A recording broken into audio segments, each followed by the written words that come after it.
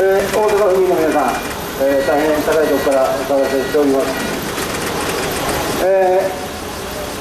先ほどの、先輩、ベンチからと、話がありましたように、2点、3点、話が重複しますが、今年、戦後70年を迎えるわけであります。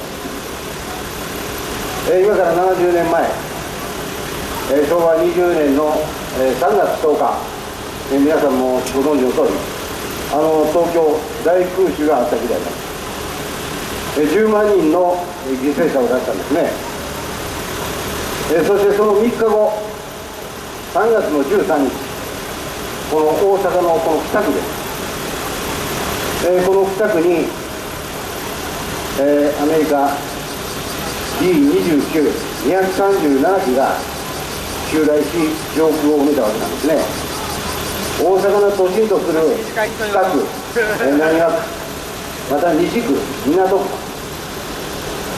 アメリカが、襲ってきたわけであります。夜間の攻撃で、低空2000メートル、この2000メートルの低空から大阪の都心の住宅密集地、一般民家を襲ったわけであります。これによって4000人以上の死者と700名の行方不明者が出ました。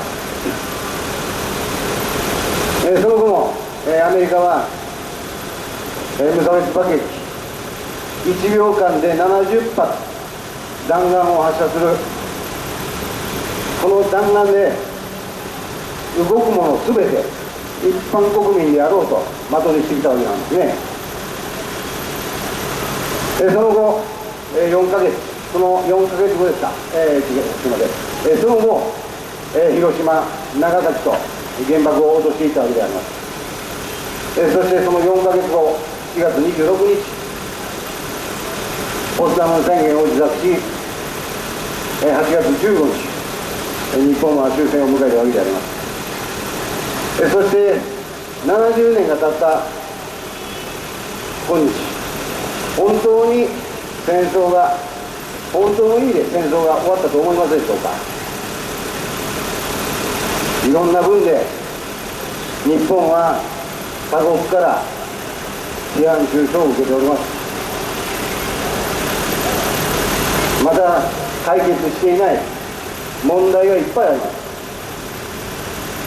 その一つが憲法問題、そしてもう一つが北方領土、南樺太前千島、これがいまだ返還奪還されておりません。竹島も同じであります。先ほどもありました憲法9条、この憲法9条が平和憲法です。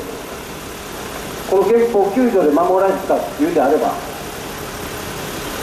なぜ今北朝鮮に拉致されている日本人が帰ってこれないんでしょうか。考えてもみてください。もしですよ、自分の家族や子供が誘拐されたらどうしますか。親としてはたまりませんよね。当然安否を願い、また警察にも捜索願いを出し、どんな手段を使ってでも助けようとするのが親じゃないですか。少し話は変わりますけど、皆さん記憶に残っておられますでしょうか。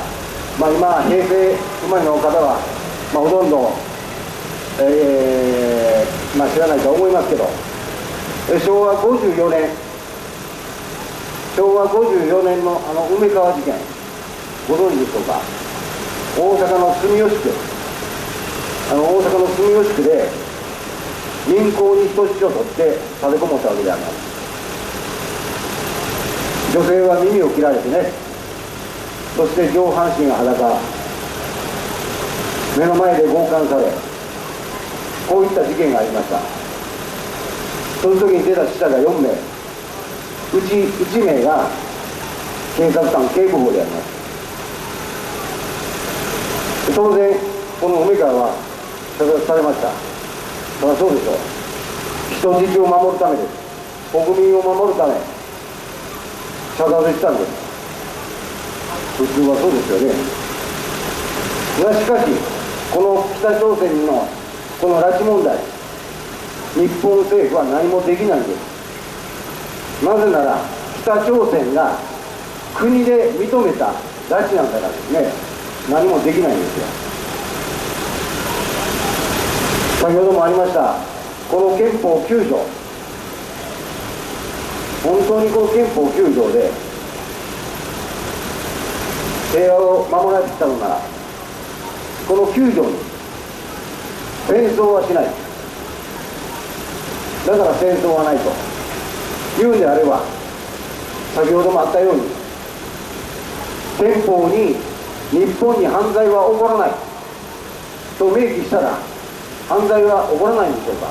違いますよね。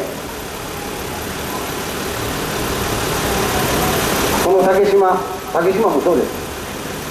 先ほど先輩からも何度かありました。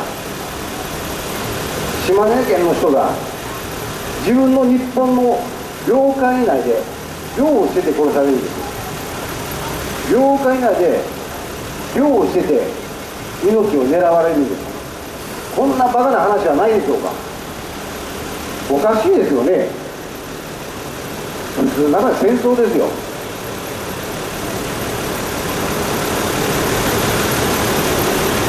この今憲法9条に対して、若い学生の方がいろんな分で、憲法を変えるなと、また戦争反対と、いうことを訴えております。だったらなぜこの北朝鮮に対するこの拉致問題に対して今の青年たちは声を大にして叫ばないんですか。自分と関係ないことから関係ないことやからですかね。他人事じゃないんですよ。いつどこでまた北朝鮮の工作員らが一般の国民、一般人をどこで拉致して誘拐していくかわからないんです。この憲法の9条によって中国、北朝鮮、韓国はやりたい放題のことをやってるんですね。以前に尖閣諸島沖で日本の巡視船が照射レーダーを当てられました。海の距離で、3キロですかね、ちょっと記憶も薄れたんですが、30キロかな、ちょっと忘れましたけど、これはもう陸で言えば1メーター50ほどの距離から相手に鉄砲を当てるのと一緒なんですね。100発100中命中するわけですよ。そのボタン一つ押せば一発で日本の巡視船は沈没するんですね。それでも日本は何もできない。憲法9条というものがあるからです。今、集団的自衛権、個別的自衛権、いろんな賛否が出てます。しかし、これは憲法9条2項にもありますように、陸海空、これを保持できないです。であるならば、今、日本が武力攻撃を受けても自衛隊に出動できないんです。憲法違反だから。ということはどういうことか。国民一人一人が自分で自分の身を守らなくちゃいけないんです。できませんよ、こんなことは。そうですよね。だから私は言いたい。本当に日本がサンフランシスコ講和条約を結び、昭和26年9月8日ですかね、そして4月の翌年の4月28日独立国家となりましたが、真の独立国家として日本はまだなってないんじゃないでしょうか。未だ植民地じゃないでしょうか。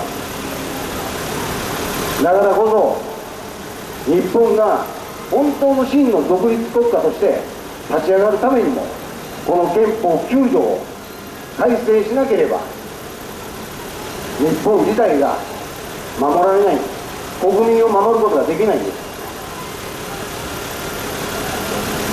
ちょっと短い演説がありましたけど、この後いろいろと電子もたくさん控えておりますので、私の演説をさせていただきます。ありがとうございました。